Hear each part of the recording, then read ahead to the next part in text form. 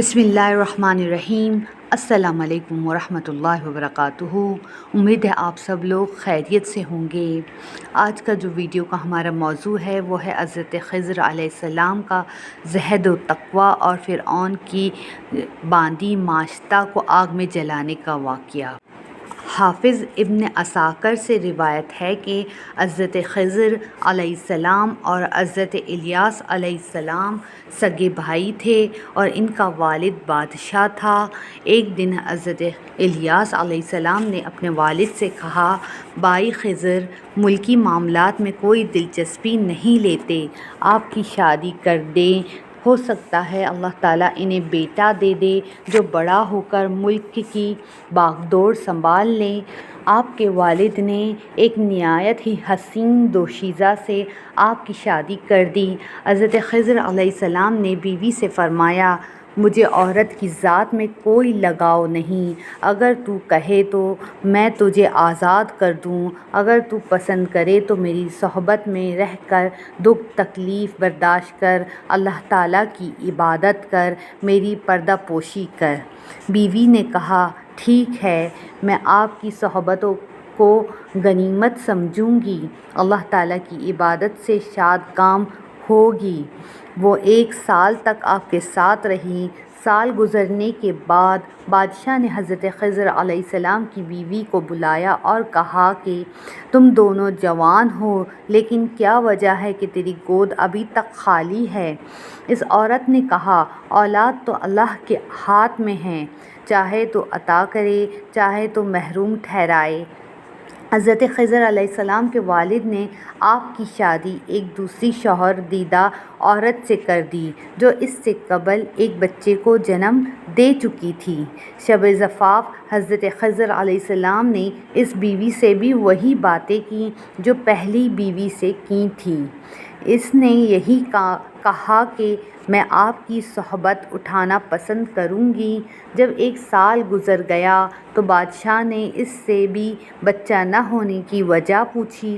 عورت نے راز فاش کر دیا اور بادشاہ کو بتایا کہ تیرا بیٹا عورتوں میں کوئی دلچسپی نہیں رکھتا۔ بادشاہ نے حضرت خضر علیہ السلام کو بلاوا بھیجا، لیکن وہ بھاگ نکلے۔ بادشاہ نے تلاش میں آدمی بھیجے، لیکن وہ بے سود واپس آ گئے۔ یہ بھی کہا جاتا ہے کہ حضرت خضر علیہ السلام نے دوسری بیوی کو قتل کر دیا تھا، کیونکہ اس نے راز ظاہر کر دیا تھا اور اسی قتل کی وجہ سے وہ بھاگ گئے تھے۔ آپ نے اس واقعے کے بعد پہلی عورت کو بھی طلاق دے دی۔ اس عورت نے شہر کے نواح میں ڈیرا لگایا اور اللہ تعالیٰ کی عبادت کرنے لگی۔ ایک دن کسی نیک شخص کا وہاں سے گزر ہوا اور اس نے بسم اللہ کہا، جسے اس عابدہ نے سن لیا۔ پوچھا، تو نے یہ کلمات کس سے سیکھے ہیں؟ اس نے بتایا کہ میں حضرت خضر علیہ السلام کے ساتھیوں میں سے ہوں۔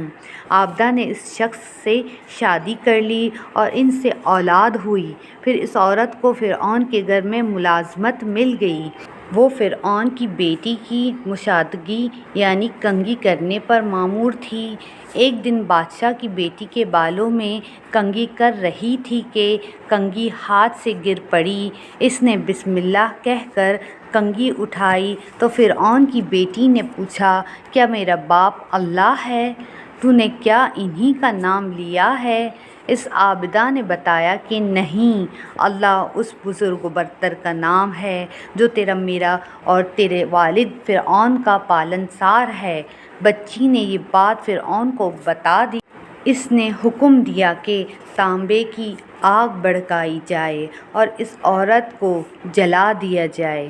تانبے کی آگ جلائی گئی اور بادشاہ کے حکم سے اسے ڈالنے کی تیاری کر لی گئی۔ جب عورت نے پگھلے ہوئے تانبے کو دیکھا تو لرز گئی۔ اس عورت کا چھوٹا بچہ یہ منظر دیکھ رہا تھا۔ اس نے کہا، امی جان صبر کر لیجئے، آپ حق پر ہیں۔